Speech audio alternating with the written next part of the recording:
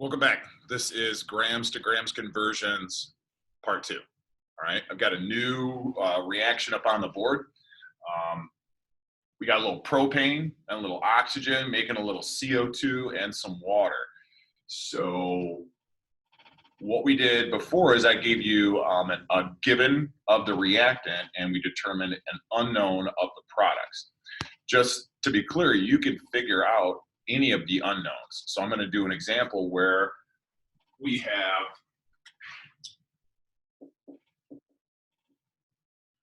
want to burn 150 grams of propane. We're going to do some cooking. We're going to throw some burgers on the grill. We're going to do some grilling. So I got to burn some propane. We're going to burn 150 grams of that. How much oxygen am I going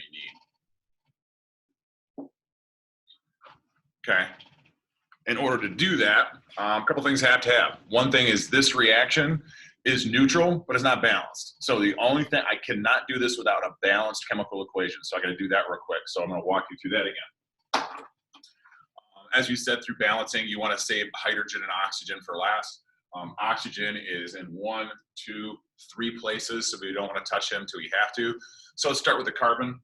Carbon, I have 3 on one side. I only have 1 on the other, so I'm going to put a coefficient in front of my CO2. That would make that a 3. Not going to worry about my oxygens yet. I'm going to look at my hydrogens. Hydrogens on the left, I have 8. Hydrogens on the right, I have 2. By putting a 4 there, I now have 8 hydrogens on the right. I have 3 carbons on the right. I'm good there. So the only thing left to do is to fix my oxygens. So tally up the total on either side and see what you got. I've got 2 only here. 3 times 2 gives me 6 oxygens there. 4 times 1 gives me 4 oxygens there. 6 plus 4 is 10. So 10 oxygens total here. I only have 2 over there. So 5 will then balance it. So now I've got, I'll just put a 1 here. Just so you know, we got it done. Okay, so those are my, now this is a balanced equation. So to do my grams to grams conversion again, I want to go from grams of what was given to me to grams of what is unknown. That unknown can be a reactant. That unknown can be either of the 2 products. So the unknown is just whatever you deem it to be. And the given is what you were given to start the problem. So I got 150 grams of C3H8. If I follow my stoichiometry flowchart, first thing I got to do is I've got to go from grams to moles. In order to do that, I need to know the molar mass of this guy. So, little sidebar problem. Carbon and hydrogen. I've got 3 carbons. I've got 8 hydrogens. Now I got to look up the mass of carbon. Mass of carbon from my periodic table is 12. And the mass of hydrogen is 1.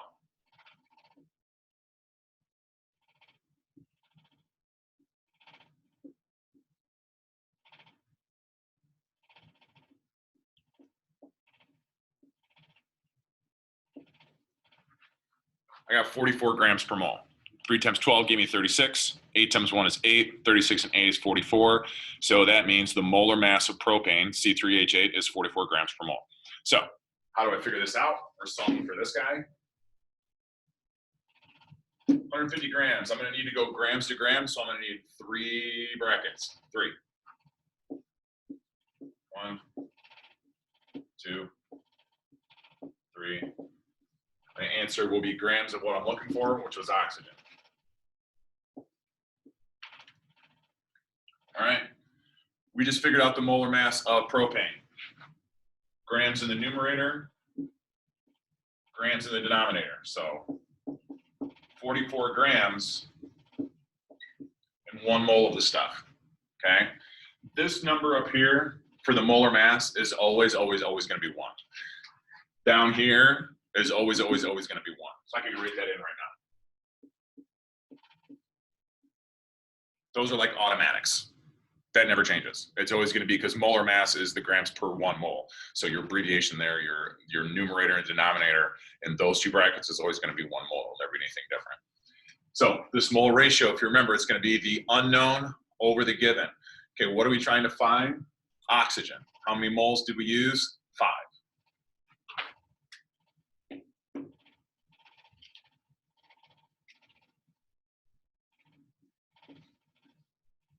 Used 5 moles of O2. The given was C3H8. That is 1 mole. Keep it the same.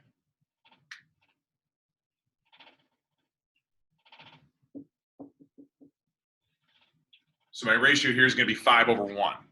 Okay. Just a second. Okay. So now we got 5/1. The last thing I got to do is I need to multiply by the molar mass of what we're trying to find, which is O2. So oxygens, there are 2 of them. They weigh 16 apiece.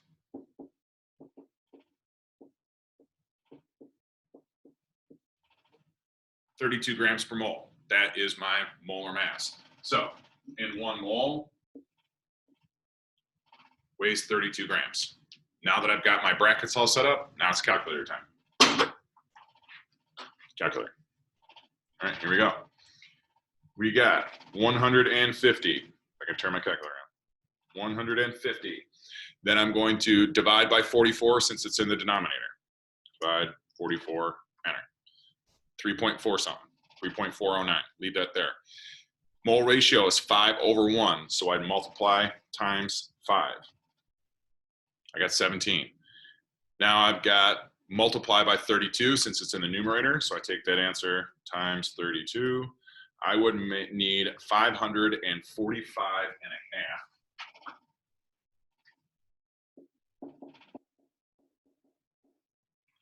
545.5 grams of oxygen is going to be needed.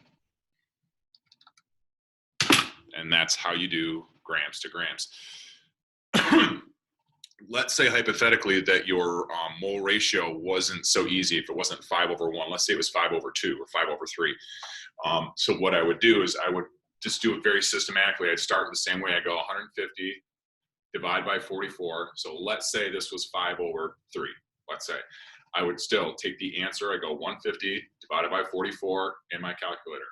Multiply by 5, enter. Well, then I would divide by 3, enter. Then I would multiply by 32, enter, and then that would be my answer. So if you have more in your mole ratio, just do it step by step. Just multiply by the top, divide by the bottom, and move on. If it's ever a 1, you're just wasting your time, obviously. So again, example 2 of a grams to grams conversion. Hopefully you're getting it. If not, like I said, I'll be here on Zooms for happy hours. So if you need me, you can certainly, happy hours, more like office hours. So stop in and see me, and we'll talk soon.